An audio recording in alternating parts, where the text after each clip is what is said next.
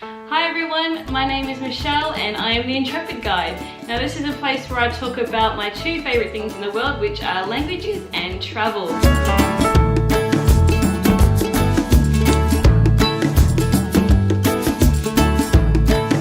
today I'm actually going to share with you a personal challenge of mine that I've set myself for the end of this year. So at the start of this year I actually booked a trip to one of probably the top 3 things on my bucket list of places that I wanted to go to in the world. Now I've actually chosen to go to Egypt. Now Egypt has been a dream of mine ever since I was about 9 years old. So that passion started for when my mum's brother, so my uncle, actually gave my mum a beautiful hieroglyphics print that he had brought back from when he visited Cairo.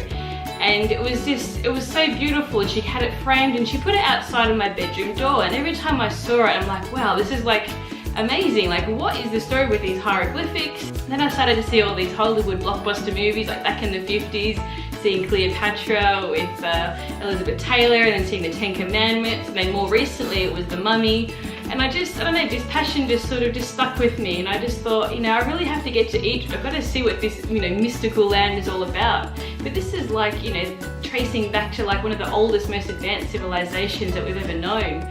So this place has really stuck with me, and I thought, I really want to go there. But for whatever reason, I've never booked the trip. I've been traveling the world for about 10 years now, and I never made it a priority, but I thought, nah, this year I'm going. So I've booked a trip for 9 days in Egypt. I'll be going there at the end of this year. Now, because languages have been such a passion of mine throughout the years, I thought, you know what, I want to try and make an effort to learn Arabic.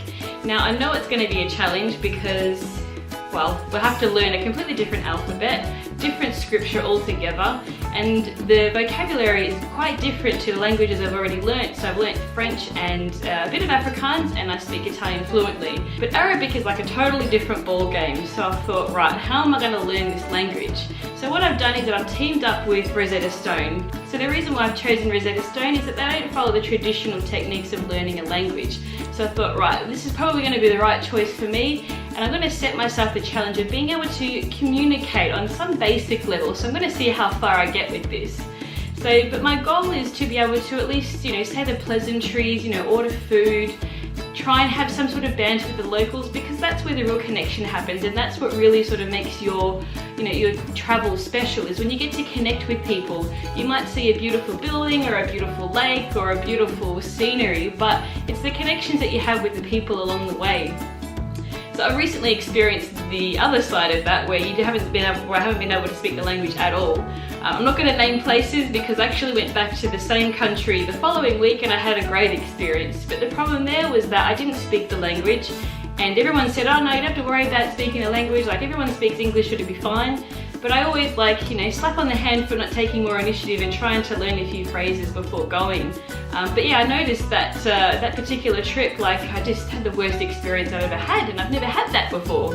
And I thought, right, you know what, I need to brush up on my skills and trying to learn, a few of the phrases, hello, thank you, goodbye, how are you, may I have, and all these sorts of things. And it was funny because I actually went back to the same country but a different city a week later, and I had a totally different experience. So it just goes to show the power of language. So that's what I'm hoping with Arabic. So even though I will be on a tour, I do hope that I'll be able to exchange some sort of informal conversation. Now I really love these because, I'm quite happy to own up to the fact that my pronunciation is rubbish at times, that I'll stumble through, a few sentences, or that I'll totally forget, because in the pressure of the moment you do forget. But, people always they appreciate the effort, and they'll smile at you and they're like, no, it's okay, and then they'll slow down and they'll enunciate and they'll help you through it. So I'm really hoping that I'll be able to have these connections with people. And we'll also be staying on a felucca, which is one of the typical Egyptian boats that cruise along the Nile. And I know that we'll have an Egyptian cook, so I'm just hoping that I'll be able to catch up with him or her and have some sort of exchange and maybe learn a few words while I'm there. But the idea is that when I'm using Rosetta Stone, is that I'm going to be learning some vocabulary, and also getting my ear used to listening to the sound of the Arabic language. It's not something that I come across every day, like you might watch movies where they're speaking in French or Italian or whatever. I haven't seen any Arabic movies, so that's something I'm going to source out as well. And another thing that I want to do is pick up on some Arabic music, some modern dance music or even traditional music, and just sort of get my ear used to hearing it and picking up on some common sounds and even like the sentence structure as well. So I've actually started learning Arabic already. Now I'm in the very early days, but I've actually started playing around with the Rosetta Stone app. Now what's great about the app is that I can use it while I'm commuting to work. So I've got it on my iPad, my iPhone and my laptop. So I'll basically be exchanging through these 3 devices. Now I'm going to probably use the laptop obviously when I'm at home and I'm in a bit more chilled environment. I'm going to use my phone when I'm commuting, and then my iPad sort of in between. But what I've noticed about the app is that you can download the lessons and then you can use them later on. So that's going to be convenient for when I'm on the underground in London and the tube and there is no internet connection. So one of the things I've noticed so far with the app is that it's a completely different method to what I've experienced before with learning languages. So I'm really going to embrace this, and it's quite foreign to what I'm used to. Now what I'm used to is, sitting in a classroom, listening to a teacher, writing things on the board. That's been like the standard experience that I've had. With using Rosetta Stone, it's going to be very much on me to pay attention to what I'm hearing on the app. One of the things I've noticed with the Rosetta Stone app is that everything is going to be in the language that you're learning. So in my case, it's going to be all in Arabic. Now, none of the, there's no translations in English. It's all used by the sound and the voice recognition that you can use, that you can turn on as well, and the images. So the images do the explanation for you. So you hear the sound and you match it to the image, and that's how you learn. So that's going to be like a form of repetition, and then it goes through like different units where you're learning the vocab, the grammar. I haven't gotten that far yet, but I can just, when I've been scrolling through the menu, I can see that all those things await me. So at first it was a bit daunting because I had my own expectations of what it was going to be. But I sort of, after I played around with it for about 10 minutes, like, now I get it. And then I sort of got into the flow.